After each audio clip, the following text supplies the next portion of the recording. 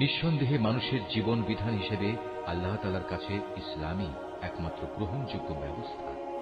যাদের আল্লাহর পক্ষ থেকে কিতাব দেওয়া হয়েছিল তারা এই জীবন বিধান থেকে বিচ্যুত হয়ে নিজেরা একে অপরের প্রতি বিদ্বেষ ও হিংসার বশবর্তী হয়ে বিভিন্ন দলে উপদলে বিভক্ত হয়ে মতানৈক্যে লিপ্ত হয়ে পড়েছিল।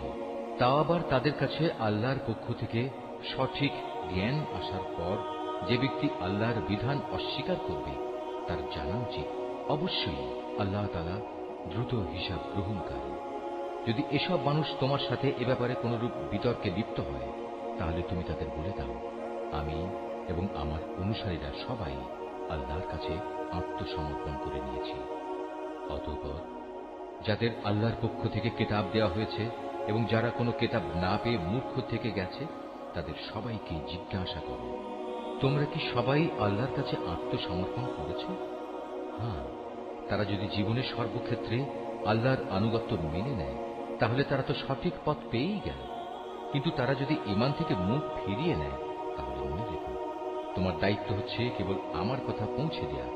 আল্লাহ তাআলা বান্দাদের কর্মকাণ্ড পর্যবেক্ষণ করছেন।